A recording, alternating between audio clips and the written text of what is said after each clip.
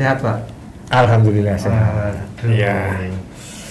Pak Sumartoyo, Pak itu Pak Toyo Pak lebih enak manggil loh Pak. Iya. Mas Toyo juga boleh. Aduh jangan Pak, nanti banyak yang seneng kalau itu Mas Toyo.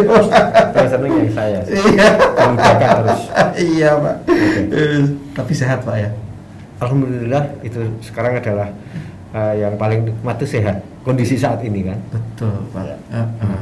Dengan segala aktivitas Pak Toyo sebagai pelestari budaya, aktivis gastronomi, kuliner, macam-macam Pak saya lihat di aktivitas Pak Toyo. Sampai ke saya dengar jemparingan yang panahan tradisional. Terhambat nggak Pak COVID kayak gini Pak?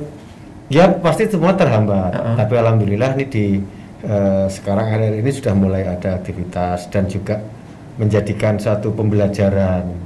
Karena kalau jemparingan kan tidak seperti sepak bola langsung ya. Jemparingan sendiri itu bisa kita lalu muncul teori-teori atau bagaimana kita menjemparing yang sehat, mengambil dan sebagainya. Nah itu kita sebagai manusia tuh dalam kondisi apapun pasti bisa menyesuaikan. Nah menyesuaikan Pak. Ya. Dengan kondisi COVID serba terbatas ini Pak. Kenapa sih Pak masih repot-repot ngurusin budaya, ngurusin pelestarian yang mungkin bagi sebagian orang lebih penting ngurusin kantongnya, ngurusin kerjaannya. Kenapa Pak? Ya, budaya itu kan ada di semua wilayah, semua daerah, semua negara, dan juga di semua golongan masyarakat. Ya. Kita melakukan satu budaya itu kan, budaya itu nyun sewu bukan hanya kita menari, karawitan dan sebagainya. Semua aktivitas manusia itu pasti budaya. Semua aktivitas itu kan budaya. Budaya itu yang kebiasaan dilakukan terus menerus dan sebagainya diterima oleh masyarakat itu bisa menjadi satu budaya. Ya, itu kan begitu. Jadi budaya ya mungkin yang perlu difahamkan ke masyarakat luas. Jangan punya arti sempit budaya itu ya hanya saya pelukis jadi budaya, saya menari karawitan. Tapi budaya misalnya kumpulan di suatu desa, acara mungkin selikuran atau apa itu menjadi aktivitas budaya juga. Oke. Sebagai salah satu saksi Pak yang pernah menilai karya-karya Jawa, sastra Jawa, manuskrip ya Pak ya, di Kesultanan Jogja maupun di Kesultanan Pakualaman. Waktu itu sampai ke Inggris Pak ya, atau di mana aja Pak. Jadi kan Bapak melihat sendiri, kayak kita belum pernah bayangin kalau ternyata selama ini yang hanya kita baca di artikel atau ini, ternyata emang benar-benar tersimpan dengan baik di luar sana. Itu gimana Pak? Ya betul. Ya saya bersyukur juga mendapat kesempatan untuk melihat manuskrip dari waktu itu yang dari Pura Pakualaman ya, yang dibawa oleh Raffles dan residen yang di Inggris yang dari Jogja, itu dibawa pulang ke Inggris. Dan saat ini sekarang manuskrip itu ada di British Library, Pak? Ya, British Library. Ya. Memang kalau untuk di Kasultanan di Jogja itu lebih banyak ada di Leiden. Di Inggris juga ada. Ya, tapi kalau eranya Pakualaman itu banyak di sana. Nah, itu betul. Mereka itu memang sangat merawat. Kita pun masuk ke sana tidak bisa kemudian langsung seperti kita di perpustakaan buka ini tidak bisa. Itu ada harus di ruang khusus, mereka yang mengambilkan, kita tidak boleh bawa tinta dan sebagainya sampai segitu. Safety banget Pak ya? Safety sekali, karena mereka adalah menghargai karyanya, karya budaya. Padahal orang-orang Inggris itu tidak bisa membaca karena tulisan Jawa. Iya, betul. Yang ditulis dalam kertas ada renggan itu semacam lukisan dengan tinta emas dan sebagainya. Apa sih Pak? Mereka bentuknya model kayak di kitab kuno atau buku atau kitab kuno yang ini, yang sebenarnya di Kesultanan maupun di Pakualaman maupun di Mangkunegaran ini juga ada. Tapi biasa kan, yang di bawah itu pasti yang bagus-bagus dan zaman dulu, yang sekarang dipindah. Nah itu mereka juga nah ini yang harus kita lakukan. Mereka juga yakin bahwa itu usianya nanti bisa, karena lama-lama kan bisa rusak. Mereka kemudian dokumenter atau apa yang namanya, pengarsipan dengan sistem digital. Nah itulah yang mereka ini kita sebetulnya juga tadi karena di dalam manuskrip dalam tulisan-tulisan itu banyak sekali pelajaran dari mulai manusia lahir, kemudian nanti jadi anak-anak dewasa, kemudian berkeluarga dan sebagainya, semua kan ada di manuskrip kuno itu. Sebetulnya itu adalah sumber ilmu juga. Namun memang itu tadi kita tidak tahu. Taunya manuskrip itu hanya tembang dan sebagainya. Iya. Mereka apresiasi mereka Pak itu terhadap kedatangan rombongan kita di sana Pak. Apakah kemudian mereka menawarkan atau bagaimana Pak? Ya, iseng-iseng kita tanya, gimana ini kalau kita mau mendapatkan ini bisa enggak? Ya, prinsipnya boleh. Tapi apakah juga sudah siap dengan menyimpan, karena itu umurnya udah ratusan tahun. Betul. Dan kita paham orang-orang kita itu di Indonesia itu terhadap arsip dan sebagainya itu kan kurang. Nah itu. Dan saya juga iseng waktu itu. Saya boleh foto tracking ini. Lalu misalnya kita mau dokumentasikan per lembar dengan foto itu, itu boleh asal you bayar sekian. Oh gitu. Iya, karena yang memotret adalah mereka, mendigitalisasi adalah mereka. Karena standarnya itu begini.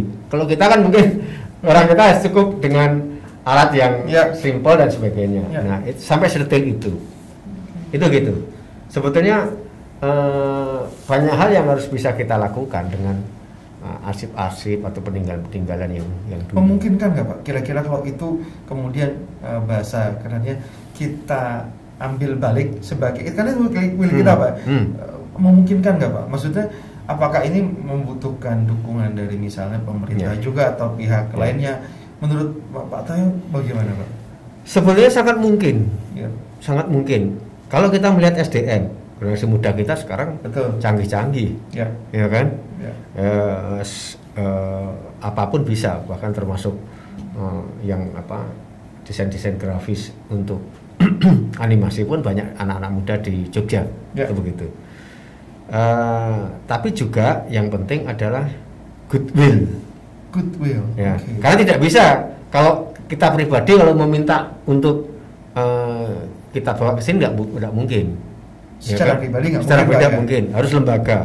Lembaga itu bisa pemerintah, bisa juga si pemilik dulu, misalnya Keraton Yogyakarta atau Pakualaman atau Keraton Solo dan Mangkunegaran dan sebagainya, termasuk di luar Jawa juga bisa, dan itu ada. Namun juga memang butuh biaya yang tidak murah tadi. Mereka akan melepaskan kalau misalnya saya berikan ke Anda, tapi Anda sudah siap dengan perawatan tempatnya kayak yang sejuk dari atas dan suhu. Ya kalau kita sekarang masuk perpustakaan aja kan, ya kan? Nah, itu gitu. Tapi secara prinsip kita bisa mengakomodir itu Pak ya? Ya, tapi juga butuh biaya pasti. Nah ini support dari pemerintah, mungkin pihak-pihak yang concern, pihak-pihak swasta concern dengan budaya, dengan itu sangat kita perlukan. Sebetulnya upaya lain Pak di luar dari manuskrip ini atau itu kan yang berwujud Pak ya. konservasi ini kan multisektor. Ada yang tangible, ada yang intangible, Pak. Yang intangible ini justru yang kadang sering dilupakan, Pak. Ya, cara kita untuk mengenalkan ke anak-anak muda bagaimana, Pak? Oke.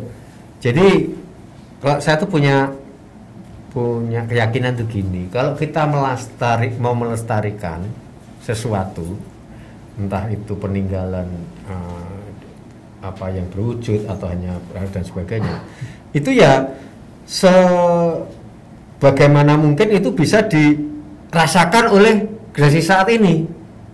Jangan hanya nyun sewu, jangan hanya kita melihat seperti kita di museum, setelah pulang di museum selesai. Ya, betul. Nah, itu nanti enggak akan itu karya wisata, Pak. Nah, sebenarnya kalau di Jogja banyak sekali kan ini. Misalnya kalau kuliner. Kuliner ini adalah dulu orang ada tumpeng, ada apa ini, tapi juga mungkin yang kekinian. Ya kalau anak-anak sekarang kita kasih tumpeng, makanan kayak gitu makannya nenek-nenek, kan begitu kan? Nah, ini bisa kita lakukan bahwa bagaimana kita harus dikenalkan dulu.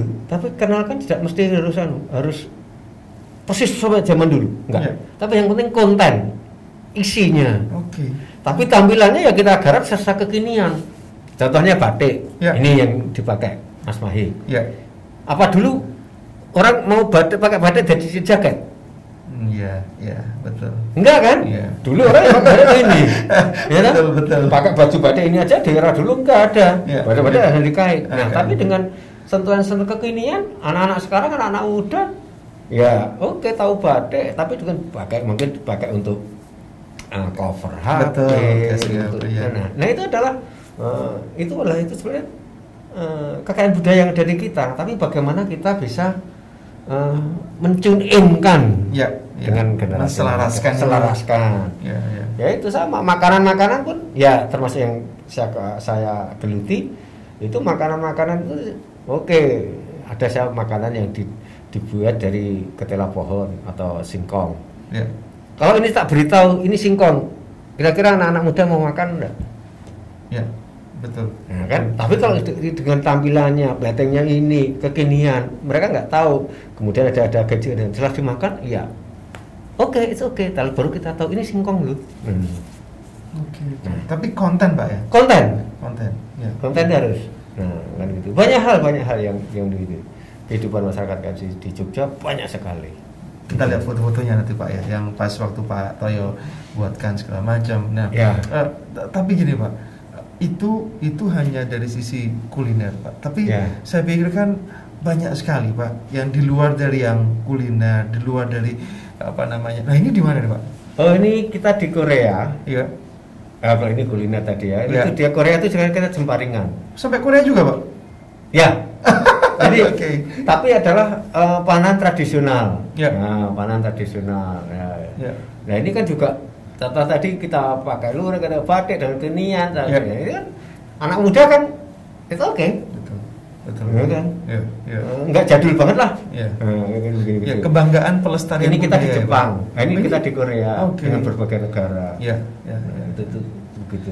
Kebanggaan pelestarian budaya itu nggak harus kemudian melulu dengan pakemnya yang jadul gitu, nggak perlu, Pak ya. Jadi kita tetap ini, yang mau melestarikan secara pakem, kita karena sumbernya dari situ. Pakemnya harus kita tetap kita lestarikan. Tapi untuk continuity-nya, kesinambungannya, ya bolehlah kita agak sedikit, nggak masalah. Ya dulu siapa almarhum Didi Kempot, almarhum kemudian Mantos, itu kan sudah keluar dari pakem, tapi ternyata kan diterima masyarakat. Dan akhirnya masyarakat mencintai kembali, dan milenial juga. Kan begitu. Itu yang harus kita lakukan dan sebagainya. Tapi mau yang pakemnya ya boleh, seperti misalnya sekarang Nyun Sewu ada kalau pakai motif batik parang ini, kalau kita masuk di keraton satu acara, pasti tidak. Betul. Dikenankan. Tapi kalau di luar itu nggak masalah. Kan begitu. Itu hal itu tetap yang pakem masih bisa kita gemi. Tapi untuk teman-teman milenial ya bisa mengikuti. Bisa diterima juga ya, Pak ya. berarti memungkinkan Pak ya transformasi digital dalam rangka pelestarian budaya itu? Oh, sangat mungkin sekali. Sangat mungkin sekali. Sekarang misalnya masyarakat kita nggak ngerti keris. Kan misalnya nggak keris. Oh, keris itu harus kan gitu. Tapi dengan teknologi digital sekarang kita bisa melihat mendetailkan gitu. Kita nggak bisa, orang yang Surabaya nggak usah datang ke Jogja. Tapi kita bikin semacam, ya apalagi sekarang kalau kita melihat museum-museum luar negeri sudah bisa kita akses melalui gadget, kan begitu kan? Betul. Nah, betul. itu bisa juga kita keris dan kita detailnya begini. Oh, jadi tahu. Kemudian mungkin nanti apalagi bangunan kan begitu, atau kegiatan budaya yang lainnya. Itu dengan digital sangat. Apalagi ya, saya mohon maaf termasuk juga pada para pelaku bisnis kayak maupun para birokrat. Nah, itu yang mau tidak mau harus mengikuti digital. Dulu orang ngetik biasa. Betul. Ya kan? Betul. Sekarang mau tidak mau, nah, itu. Jadi alih ke digital itu sangat. Sekarang bukan lagi sebagai hal yang tidak bisa dilakukan, tapi itu kalau menurut saya itu keharusan. Keharusan Pak ya. Ya, oke keharusan. Pak. Kita stop dulu Pak di segmen ini. Nanti kita lanjutin bagaimana sih sebetulnya mengkinikan dan metode seperti apa Pak? Ya. Oke.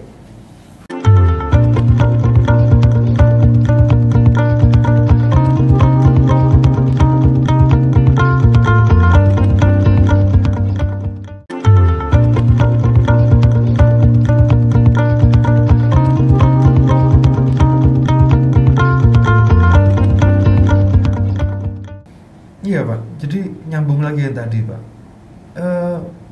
tidak jarang Pak, tidak sedikit juga teman-teman anak-anak muda ini kan berusaha merestorasi, mengkinikan budaya-budaya. Tapi seringkali karena kita itu mungkin masih terpaku pada pakemnya atau akhirnya jadi kesannya eksklusif Pak. Jadi, nah ini kan juga kelihatannya harus ada metode yang disesuaikan Pak. Nggak bisa kemudian wah itu udah gue pakem wah bubar Pak kita. Nah. Ya, itu kita lihat di lapangan memang ada yang masih berpegangan begitu, ya kan? Yang enggak harus begini, harus begini. Ya, itu bolehlah untuk menjaga kelestarian itu juga salah satu sih. Tapi kalau itu nanti orang itu maaf ya, usia orang itu hilang, tidak ada dilakukan pendekatan atau trik-trik atau teknik-teknik untuk ke anak milenial, ya udah putus, ya kan? Karena nggak boleh ini. Nah itu nih.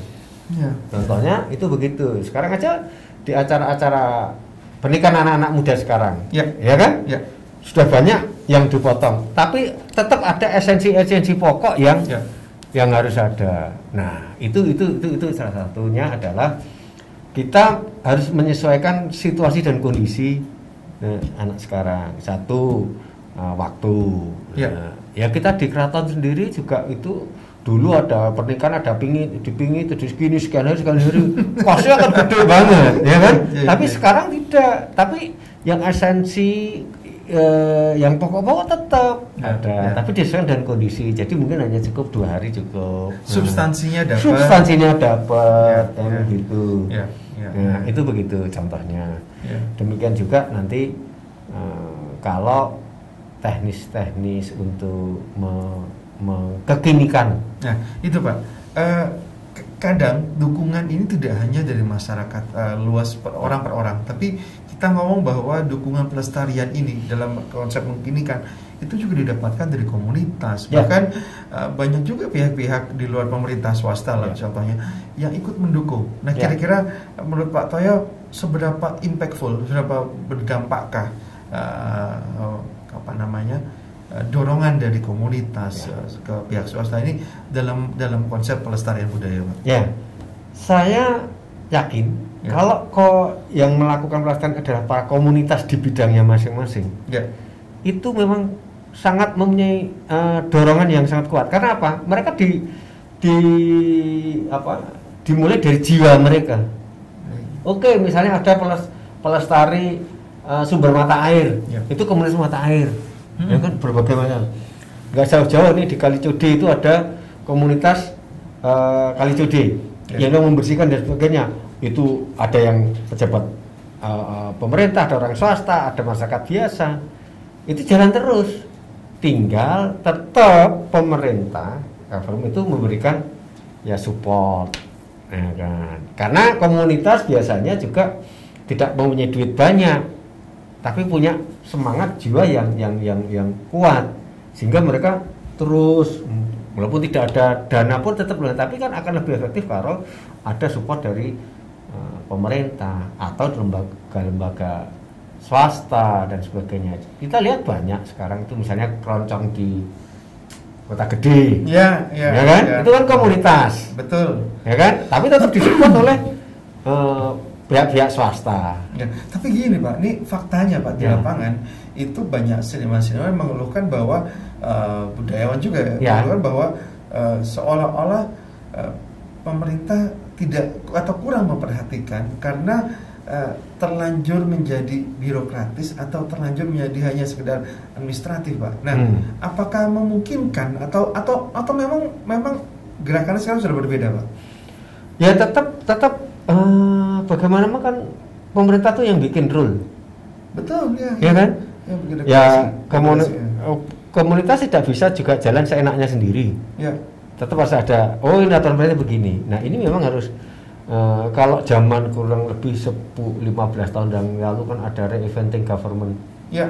Jadi birokrasi itu ya harus merubah mindsetnya dari istilahnya amtenar dalam tanda kutip menjadi pelayan masyarakat, pelayan publik. Betul. Yang pendekatannya bisnis kan juga ada goalnya apa dan sebagainya. Nah, ini memang harus dirubah.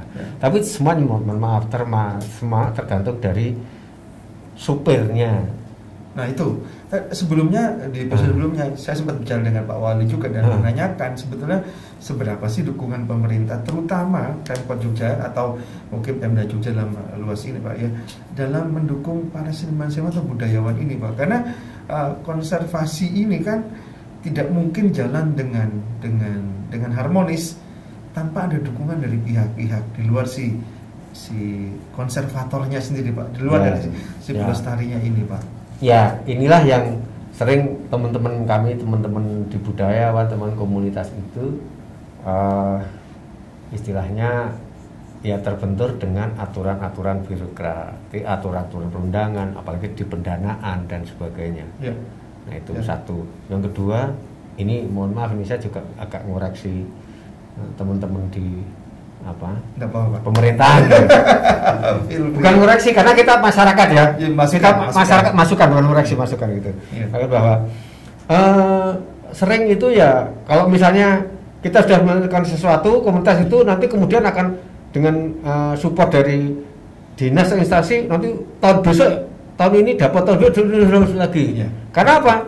Yang mereka dia asing gampang langsung karena kita yakin. Dana pemerintah itu semua dipertanggungjawabkan. Nah, itu yang susah, yang sulit SPJA.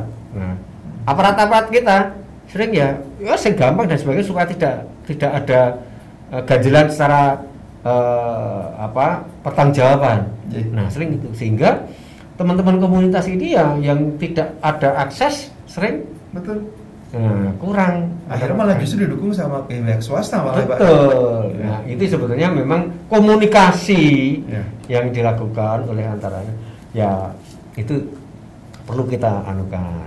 Komunikasi sekarang komunikasi digital dan sebagainya. Kalau kita melihat program itu gampang. Pak, terakhir Pak. Jadi kalau pengalaman Pak Toyo menjadi seorang profesional chef atau konservasi, bagaimana rasanya Pak melayani sultan dan pimpinan daerah, bahkan presiden atau bahkan tamu negara yang dari bahkan Obama pernah, Pak, ya. Nah, itu ceritain Pak sedikit aja, Pak. Kira-kira apa yang mau coba ditampilkan Pak Toyo kepada mereka yang dihidangkan ke mereka, Pak? Ya, satu sisi ini alhamdulillah saya udah kepercayaan, kebanggaan so pasti, ya kemarin pasti. Tapi yang satu sisi belum tadi kita bahwa mereka datang ke sini itu pasti mencari sesuatu yang lain. Nah ini kita menyajikan yang khas juga. Nah alhamdulillah ini gubernur atau Sultan juga beliau sampai mengingatkan bahwa tamu-tamu yang datang ke keraton dan ke sebagainya ya kalau sebisa mungkin dilayani oleh atau disajikan adalah makanan-makanan hidangan yang khas dari kita. Nah itu satu tantangan. Jadi apresiasi beliau untuk melestarikan makanan diberi kipau tidak masalah. Kalau kita kasih stick mereka mungkin stick lebih enak. Nah itu begitu. Tapi juga ada kerepotan, tekanan dan sebagainya harus dicek gini-gini ya pasti. Masing-masing pimpinan negara punya keinginan yang beda-beda, sistem teknik mereka pengen ini harus ini dan sebagainya. Tapi itu adalah perjalanan lah. Ya, dan itu seninya di situ. Seninya di situ. Pak Toyo, terima kasih banyak sudah menyempatkan hadir di Pojok Cendekia TVRI Jogja. Semoga kita bisa ngobrol lagi Pak ya, nanti Pak ya. Siap. Kayaknya lebih enak di daerah sana Pak. Di keraton itu Pak. Enak ya. Oke Pak. Terima kasih Pak sudah hadir di sini. Mudah-mudahan sehat selalu Pak. Kita jumpa kembali. Ya sama. Sampai jumpa Pak. Sampai jumpa. Sip.